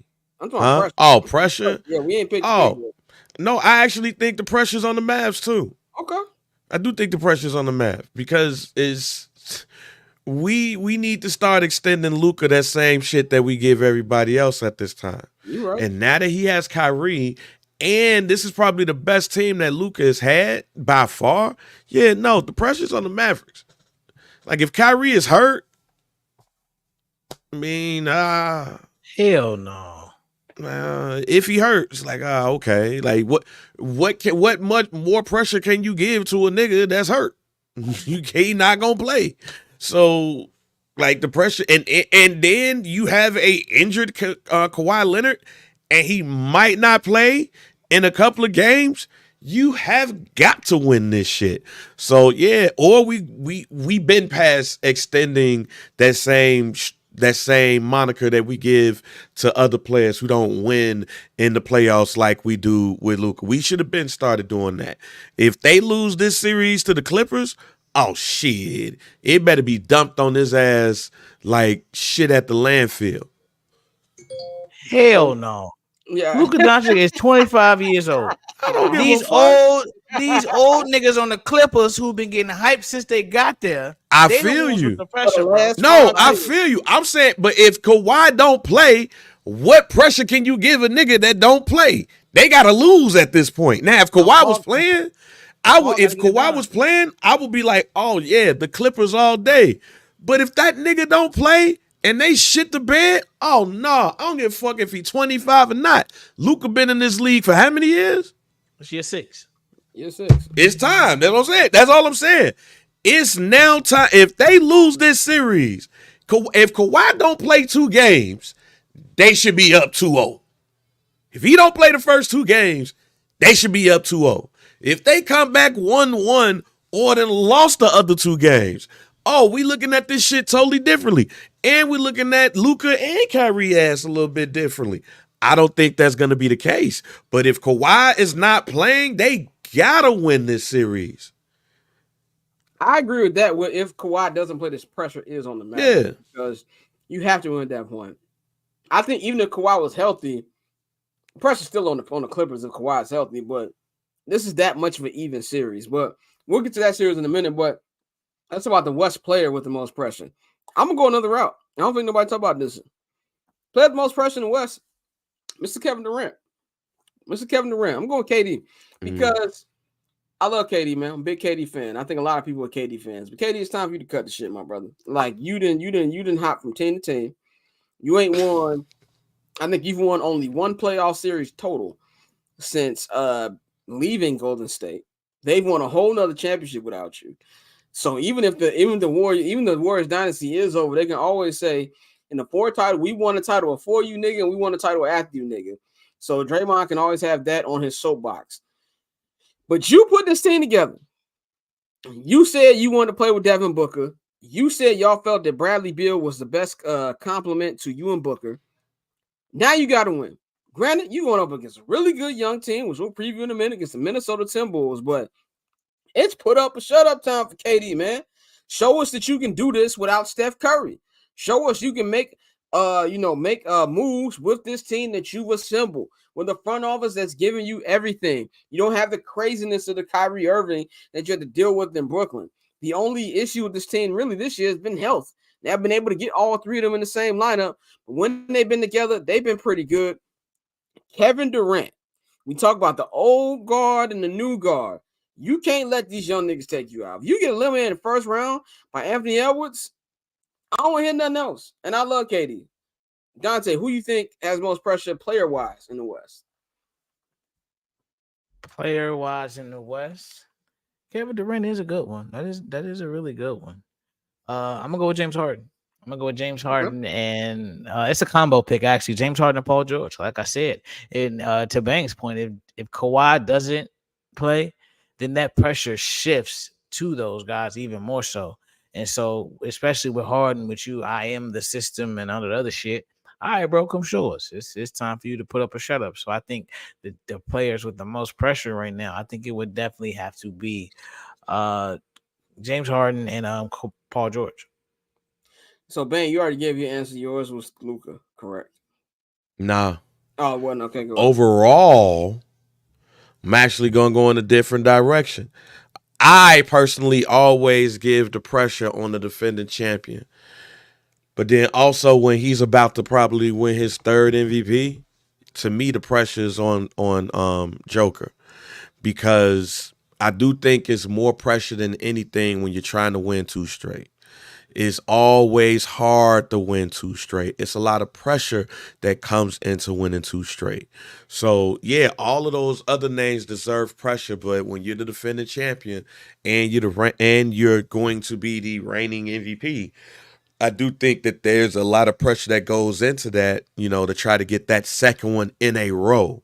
If it was like, he won it the year before, didn't win it last year, but trying to win it again, I'll lessen that. But there's always pressure when you go back to back or trying to go back to back. That's a fair point. And I feel like that series is going to be more competitive than we thought it would be, but we'll get into that in a minute. Let's get into the first Western Conference series of the weekend. Kicks off tomorrow, 3:30 Eastern time on ESPN. It will be the 3-seed Minnesota Timberwolves hosting Kevin Durant and the 6-seeded Phoenix Suns. I think this is going to be a very, very competitive series. The Phoenix Suns blew out the Timberwolves on Sunday to get that 6th seed. But this is one of the many battles of young guard versus old guard. And I think the young guard get these niggas out of here. I love what I see from Anthony Edwards. Rudy Gobert has had a great season. Will probably be defensive player of the year once again. Karl Anthony Towns, he is the X factor. If Cat can play like what he should play like for the rest of this series, not just series, but for the playoffs, I'll be there at least going to the conference final. So I'm going to go with the Minnesota Timberwolves in this one by 6 games. I have never liked how this Phoenix Sun team has been constructed. I don't think any of their big men are going to really have a good series against a Rudy Gobert. I think that the team in Minnesota is just way more balanced, and they have Anthony Edwards. I think Anthony Edwards is going to have a breakout postseason, and I think Karl Anthony Towns is going to do exactly what he needs to do to get it done. So I'm going to roll with the Minnesota Timberwolves in 6 games over KD and them Suns. Dante, which way are you seeing this? T-Wolves in 5 or 6. I think it's not going to be particularly close. I think this is one of those young teams ready to take the leap, and I think this is setting up to be a really good playoffs for the NBA because we've been begging like, yo, who is the next generation? And I think they're about to show you. Minnesota, they made it last year in disappointed, lost in disappointing fashion. But I think this is the year where they're going to come out in, like I said, 5 or 6 games. I wouldn't be surprised if it goes 5, but I'll say 6 right now. But I got Minnesota. Bang, are you with us on the Minnesota side, or are you leaning Phoenix? Yes, sir. Minnesota in 6. To get to what you were saying about Kevin Durant, man, sometimes just trying to be the basketball player that just loves the hoop puts you in predicaments that you don't need to be in.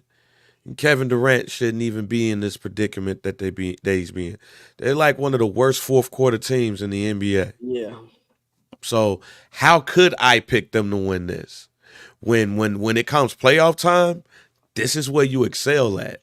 So yeah, this is wild for me. Like it's wild to me even saying this with somebody at the level of Kevin Durant.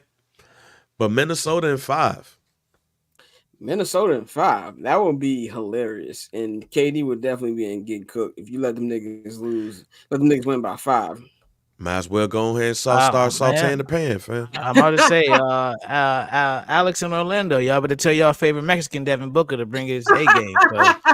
They gonna fucking need it. Yes, 100%. 100%. Let's go to, I feel like probably one of the most anticipated first round series, man. We've got the defending champion Denver Nuggets. They are the 2 seed. They have probably the next MVP, 3-time MVP in Nikola Jokic, hosting 7-seeded Los Angeles Lakers, man. LeBron James, Anthony Davis. This is an interesting series to me because I still think the Nuggets will win this series, but I think this is going to be much more of a competitive series than a lot of people expect.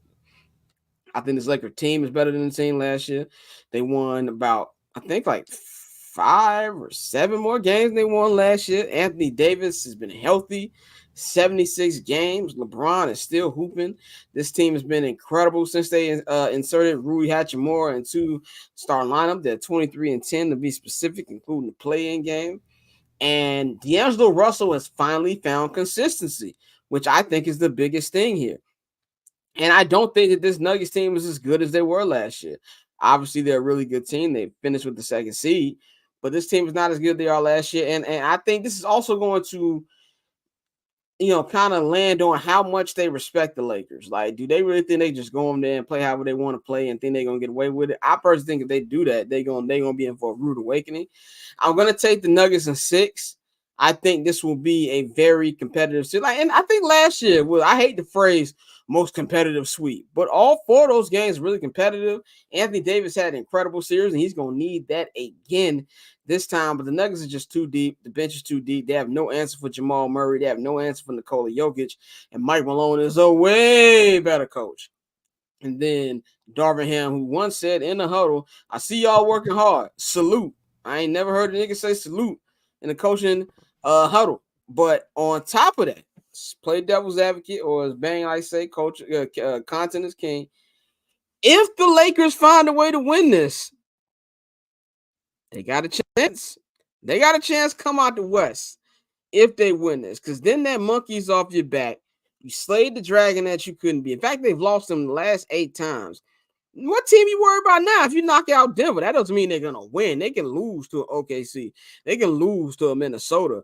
But you got to feel very good about that if you knock them off. And honestly, everybody's talking about ducking them, but this is the best time to play them. Play them while you're healthy. But the difference here, I'm gonna take Nuggets in 6. It wouldn't surprise me if it's 5. And honestly, if they swept them niggas, it wouldn't surprise me either. But I'm gonna shoot the Lakers some bell. I'm gonna say Nuggets in 6. And on top of that, I'm gonna say that the Lakers are going to be able to really take advantage of this if Anthony Davis plays the way that he has been playing. If he keeps that level, let LeBron be him, and D'Angelo Russell's hooping, they can win the series, man. But I just think that the Lakers have to play at 10 level all 7 games from the win, and I don't think that that's realistic. So I'm going to go Nuggets in 6.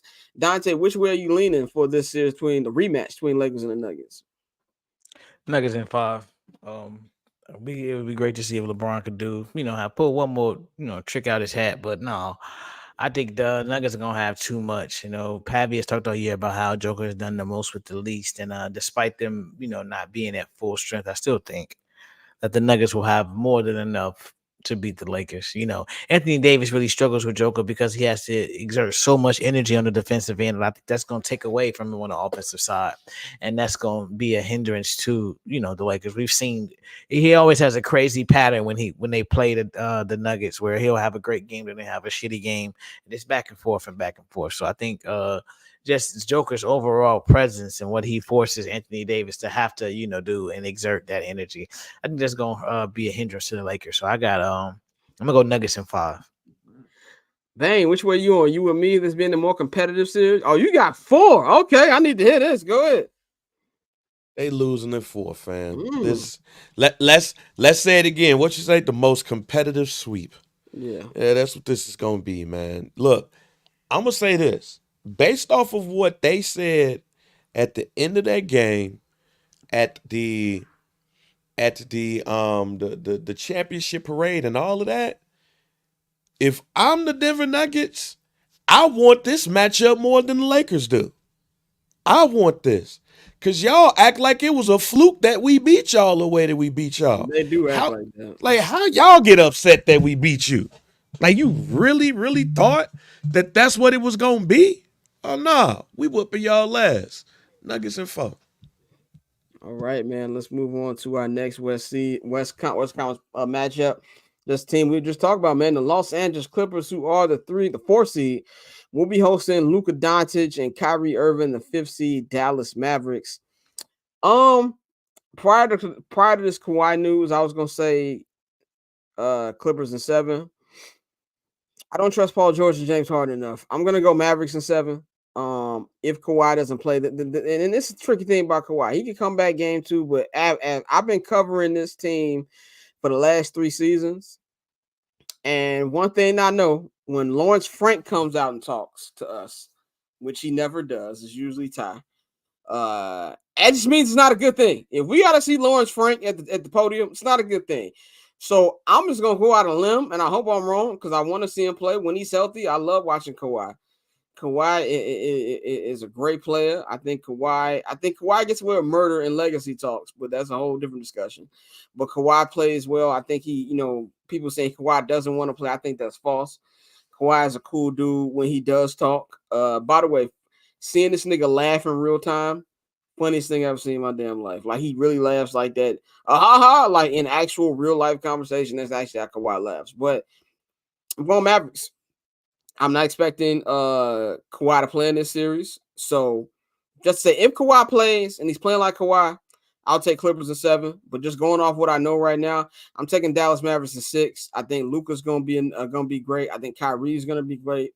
I think Kyrie has just had a great year in general. Kyrie has been able to focus on just playing basketball because he's in a city that wants him. I think that when they traded for him a year ago, Mark Cuban actually showed him that we want you here, and he backed it up with the contract he gave him. And I really feel like he feels at home in Dallas. And this team, since they traded for PJ Washington, since they traded for Daniel Gafford, they have been in a great team. And Jason Kidd has really been having the boys rolling. So knowing that Kawhi Leonard probably isn't going to play, I'm going to take Dallas to 6. I think Dallas is going to win this series, and they're going to move on to the next round. Dante, which way do you think this is going to go? Mavericks in 5. I think we keep forgetting that Luka Doncic really don't like these niggas. He really don't. He does not like the Los Angeles Clippers. And with Kawhi being out, I do think they're gonna go down. However many games he misses, they're gonna lose. That's why this damn near might be a sweep. But I'm gonna go Mavs in 5, bro. Dang, like I have no faith in James Harden, bro. Like he fucks up every time possible. It's like whenever he can do the worst in the playoffs, he do the fucking worst. So I'm going to go with the Dallas Mavericks. Kyrie is, like I said, quietly having an amazing season, and they're not talking about, bro. But I'm going with Dallas. Dang, man. Which way you see this one going? Damn, I just got called a bitch over the phone, y'all. You're being a bitch right now. Bye. Damn. Wow. Who's that called you? Wow. That was one of my employees calling me a bitch. You got to fire her. You got to fire her. Job? Damn. She called me a bitch, man. That's crazy. You're a very professional person. On this weekend. Very professional person, man. Look at me being called a bitch by my team. With that being said, man, hey, Clippers. Y'all said this the last season in the Staples. Damn, sorry, it's gonna go out like this. Sorry, it's gonna go out like this. As long as Kawhi Leonard ain't playing, man, it is Dallas in 5. If Kawhi plays, Dallas in 6. Either way it go. So either way, you going Dallas. Either way it go, man. The Clippers find themselves in the worst position because they shouldn't even be the 4th seed, in my opinion. They should But have been 1 or 2. Bingo. And look, it's not even injuries. Them niggas was playing bad. Them niggas was playing bad. Like they can't just blame injuries. So I expect them to lose to Kyrie and Luka. Hell no, LeBron man. took them niggas' soul out. I was at that game, and I told Pappy. Pappy said, this game is over. I was like, no, it's not. How many Clippers games we covered? I promise you, LeBron dapped up Hove. Hove was sitting courtside. He dapped up Hove, and it was a wrap. Mm-hmm. They have not been the same team since. So yeah, it's a wrap, man. Yeah. Hey, man. Hey, break up the Clippers. Break up the Clippers. But you know, it's a crazy thing. They're not going to because they can't. Niggas got to put some butts in the seats. And they can't. They ain't got no draft picks. Well, you got to pay attention to Paul George. And there's some rumors that nigga might want to get up out of there. Bye. Now, there's some rumors on that, man. But and by the way, those 2 games, Nuggets comes on 8:30 Eastern time on ABC on Saturday. Clippers Mavericks come on 3:30 Eastern time on ABC on Sunday. Final series. Then we got one more topic, and we're gonna wrap today's edition up. The Oklahoma City Thunder. I just want to say this about the Thunder. I think the Thunder are the most interesting team in this playoffs, and I say that because this: if they made a run to the Western Conference Finals, it would not shock me. If they won the Western Conference, it would not shock me. If they lost in the first round, it would not shock me. I don't really know what this team is come playoff time.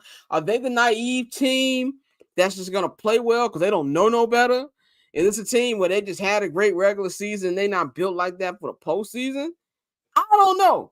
But I do think that either way, these niggas are winning the first series. I don't care if it's New Orleans without Zion. I don't care if it's the Kings. I'm going Thunder in 5. Either way, I think Shea is going to ball out. Chet is going to ball out. You're going to see J-Dub ball out. It's going to be a Rockets crowd out there in OKC. I understand it's been a long time since the OKC Thunder have been a top seed and able to host a postseason series. I'm going with the Thunder no matter who they play this weekend. So I'm going Thunder in 5 no matter if it's the Kings, the Pelicans. But I do think it will be the Sacramento Kings. And if Sacramento had Herter and they had Malik Monk, I give them 6. But with just De'Aaron out there and they're expecting Keegan Murray to play like that for the entire series, I'm gonna go with the OKC Thunder. Dante, which way are you leaning? OKC in 5. OKC in 5. I don't know about all that Western Conference Final shit, but at the same time, I see what you're saying. But no, I don't think they get that far. But they will take care of business in the first round. I'm not saying they get that far. I'm just saying it wouldn't shock me. It wouldn't surprise me. Bang, which way you see this going, no matter if it's the Kings or the Pelicans? I ain't gonna lie, man. If it's the Kings versus the against the Thunder, I'm taking the Kings. Even without Malik Monk and without Kevin Herter? In 7. I'm gonna take them in 7. Because, like you said, I don't know which Thunder I'm gonna get. Like the happy-go-lucky we just hear, or we gonna get the team that's just like playing like they. It's like, yo, it's normal. We supposed to be here. Now, if they go against the Pelicans, that's a sweep. That's a sweep in 4. Yeah. But it's just something about battle-tested teams, and the Kings is battle-tested. So I can see the Kings beating them in 7. Here's a question about the Pelican series. If the Pelicans win, do you think we see Zion in that series at all? Nope. Dante, what you think? I'm done with that soft ass nigga. No, he's gonna sit out. He's done. Like, no, he's not gonna play. He's not gonna play. Let it go. I hope he plays, but you're probably right. That is the nightcap on Sunday. That is the 9:30 Eastern, 8:30 Central Time game on TNT. So those are our picks for our playoff preview, man. One final topic. We're gonna get up out of here for the weekend, man. LeBron James has assembled the USA Basketball Avengers. The Olympics this year are in Paris. I think it's in July, if I'm not mistaken. Is it July or August? It's 1 or 2. But they have assembled this 12-man roster of LeBron James, Anthony Edwards, Jason Tatum, Joel Embiid, Steph Curry, Kevin Durant, Tyrese Halliburton, Kawhi Leonard, Drew Holiday, Devin Booker, Bam Adebayo, and Anthony Davis. I think this is the last dance. It's the last dance for USA basketball before them European niggas start running about the gym. In fact, this nigga Joel Embiid is pulling a Kurt Angle joining the alliance by him even being on the American squad. But I appreciate it. I think after this year, it's a wrap. And we're going to start losing to these niggas. But I like this roster. If I was a Clipper fan, I would not want Kawhi Leonard on this team because, nigga, you can't even play now. Why we want to risk it when it don't matter in the summer? You know how damn mad I'd be if I'm a Clipper fan and we lose in the first round because you couldn't play and then I got to see you playing in exhibition games. I would be hot. And I'm not a fan of defensive stalwarts like Drew Holiday playing in the Olympics. I don't want to see that. I would have thought that Kawhi, even though Kyrie can't play a lick of defense just for my entertainment value, I would have rather saw Kyrie Irving on there. This team will be coached by Steve Kerr. I think it's going to be, I think they're going to play well. I think they're going to probably run it up and win the gold medals. But I think it's the last dance for this team, man, because LeBron's going to be retiring soon. Next Olympics is until 2028. I don't think he'll still be in the league. I don't know if Steph and them niggas will be still be in the league. It might be full Generation Z leading this era by then.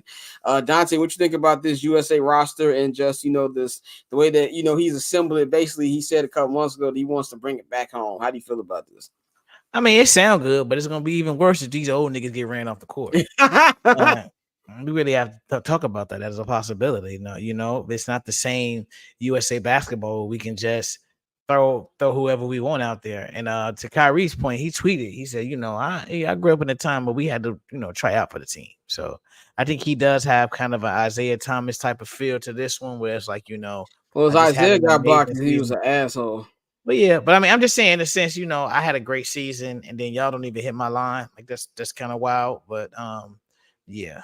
So I'm not with the Kyrie erasure. You feel me? Do you think this will be the last dance though? I think it's a wrap after this. Yeah, no, it's done, nigga. It's 4 years from now? Hell no. Them European niggas, 5-year veteran Wemby. God bless.